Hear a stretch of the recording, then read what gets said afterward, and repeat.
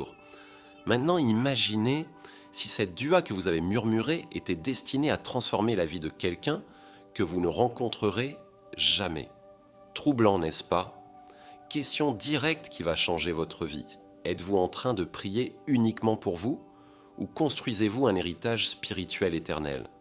Revenons dans ce désert impitoyable. Ibrahim ressent les grains de sable brûlant s'infiltrer dans ses sandales. Sa gorge est asséchée par un vent qui charrie la poussière depuis des centaines de kilomètres. Ses vêtements collent à sa peau sous l'effet d'une chaleur qui déforme l'horizon. Et pourtant, quelque chose d'extraordinaire va se produire. Hajar court désespérément entre les collines de Safa et Marwa. 7 allers-retours, 7 cris silencieux vers le ciel. Ismaïl pleure, ses petits poings agitent l'air brûlant. Soudain, un jaillissement. L'eau de Zamzam perce la terre aride. L'impossible vient de se réaliser sous les pieds d'un nourrisson. Révélation fracassante, cette eau qui jaillit n'est pas un miracle isolé. Elle est la première réponse visible à une prière que Ibrahim va prononcer quelques années plus tard. Allah savait déjà ce que son prophète allait demander. Mais quelle prière un homme qui vient de recevoir un tel miracle peut-il encore formuler?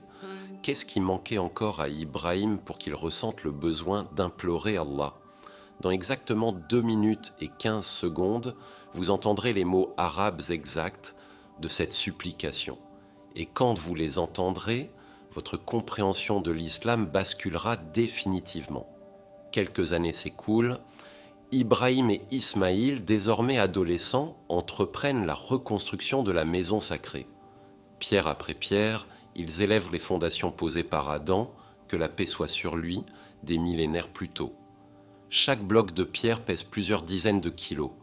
Leurs mains se couvrent d'ampoules, puis de cales. La sueur mélangée à la poussière trace des sillons sur leur visage buriné, mais dans leur cœur, une certitude lumineuse grandit. Ils ne construisent pas seulement un édifice, ils préparent un sanctuaire pour une révélation qui ne viendra que dans 25 siècles. Et voilà le moment crucial. Une fois le dernier bloc posé, Ibrahim lève ses mains calleuses vers le ciel. Ses lèvres s'ouvrent. Si vous ressentez déjà des frissons, tapez Subhanallah maintenant. Et voici les mots qui ont changé le cours de l'histoire humaine.